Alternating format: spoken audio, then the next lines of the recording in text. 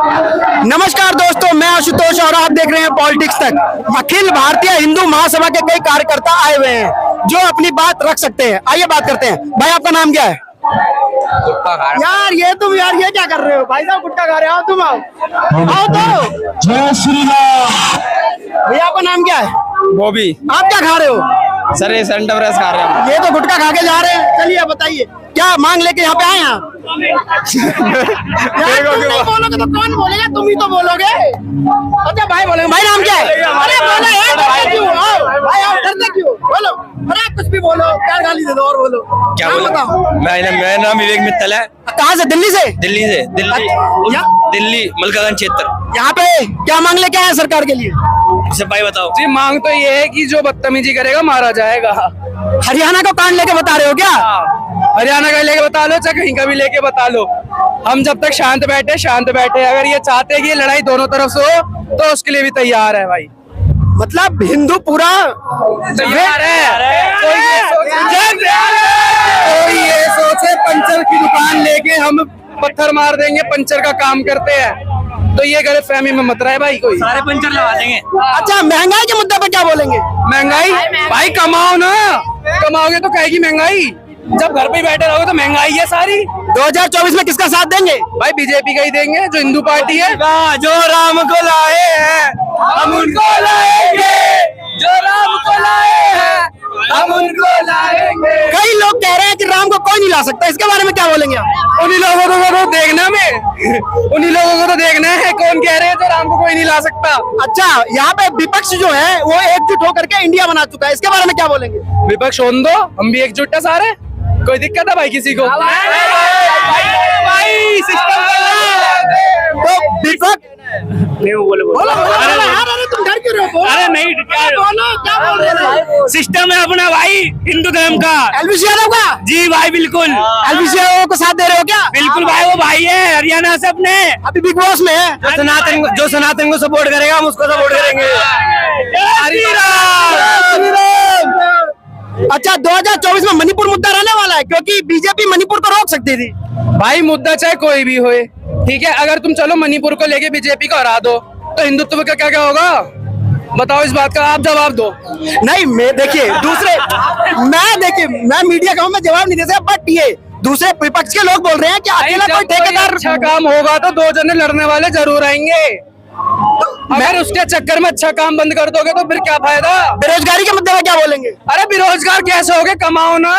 कमाए कहाँ? अरे छोटे धंधे। टमाटर देखो, टमाटर 200 रुपए किलो, 300।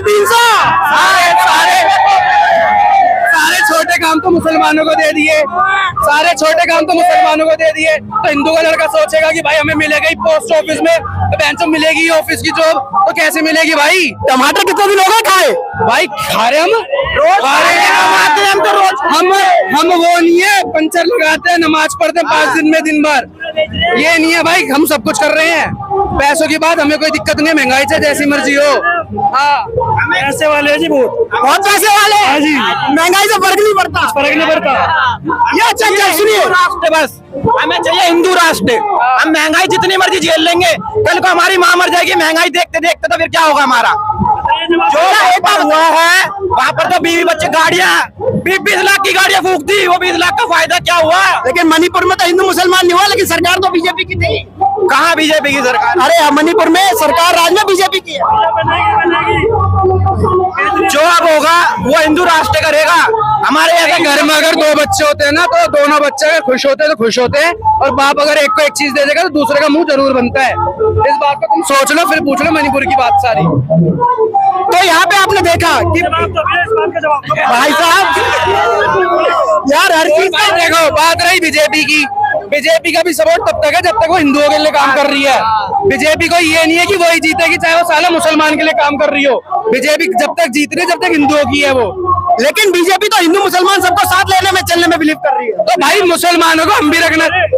मुसलमान साथी हो रहे हमारे। अच्छा बागेश्वर धाम बाबा तो लेकिन एमपी में कांग्रेस का साथ दे रहे हैं। तो जो हिंदू राष्ट्र का साथ देगा उसका साथ देंगे वो। कांग्रेस का साथ दे रहे हैं एमपी में। अब एक बात वो किसी का भी साथ है, वो हिंदू राष्ट्र बनाना चाहता है।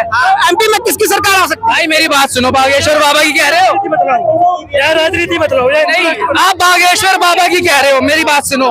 कलश यात्रा में कोई वहाँ पे ये देखा जाता है कांग्रेस का है, बीजेपी का है या आम आदमी पार्टी का है, वहाँ हिंदू है, हिंदू का साथ दे रहे हैं वो। इतनी अकल तुम में भी है। अब आप बताओ। देखिए सुनिए, अरे यहाँ पे जब बिहार में जब आए थे बागेश्वर धाम वाले बाबा, तो मनोज तिवारी जी उनके ड्राइवर बने थे, तो बीजेपी और कांग्रेस वाली बात उठी थी। मैं इसको लेकर के कह रहा हूँ कि अब मध्य प्रदेश में, एमपी में, मध्य प्रदेश में कमलनाथ जी उनके पैर धो रहे हैं, उनको माला पहना रहे हैं, तो इसके साथ इसके बारे में क्या कहेंगे? भाई मेरी बात सुनो, लेते हैं वो राम का नाम लेंगे तो हम उनके साथ हैं। अगर कांग्रेस हमको आगे लेके चलेंगे तो हम उनको आगे लेके चलेंगे, चाहे कांग्रेस का हो चाहे बीजेपी का हो। बस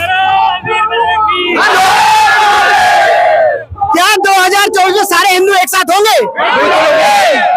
जो जिंदा हिंदू है तो जरूर होगा, और जो मर गए आजकल का युवा तो खासकर होगा हिंदू के साथ ही। हम सारे जितने भी युवा हैं सारे हिंदू हैं, राम को आगे लेके चलेंगे, राम के साथ चलेंगे। इस साल के अंत में राम मंदिर का उद्घाटन होने वाला है, क्या टिकट ले लिया सबने? भाई बिल्कुल पहले दर्शन करके आएंगे राम मंदिर के। तो दोस्तों देखा आपने कि आपके युवा राजनीतिक क्या कह रहे थे। बाबा आपका नाम क्या है? बाबा पंडित नंद किशोर मिश्र, राष्ट्रीय अध्यक्ष अखिल भारतीय हिंदू महासभा। आपकी सरकार से क्या मांगे हैं? सरकार से पहला मांग है कि जो श्रद्धालुओं पर अटैक हुआ है उसमें जो लोग मरे हैं उनके परिवार को 1-1 करोड़ रुपया सरकार जो है अनुदान दे, और उस परिवार के एक बच्चे को सरकारी सर्विस दे। दूसरा, पूरे भारतवर्ष में जो भी संवेदनशील क्षेत्र हैं वहाँ पर अग्नि अस्त्र का लाइसेंस का सरलीकरण करे कि हिंदू अपनी आत्मरक्षा कर सके। उसमें राइफल है, AK-47 है, AK-56 है, AK असल्ट है, रिवॉल्वर है, इस सब का लाइसेंस सरकार को उपलब्ध कराए।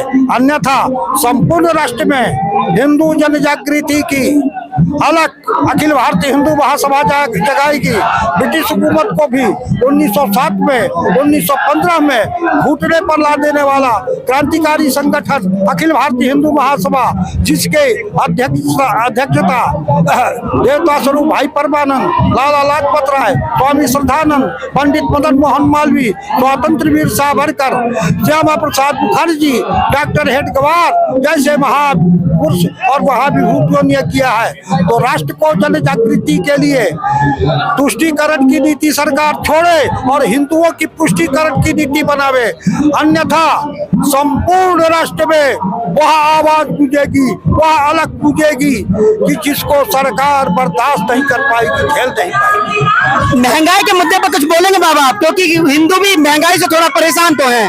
महंगाई अभी प्रश्न नहीं है, प्रश्न है जिंदा रहोगे तब ना महंगा और सस्ता लोगे। जो सरकार की तुष्टीकरण की नीति चल रही है इससे हिंदुओं की जनधन की हानि हो रही है, क्षति हो रही है, और अखिल भारतीय हिंदू महासभा इसको बर्दाश्त नहीं करेगी। 2024 में क्या फिर मोदी सरकार आ रही है?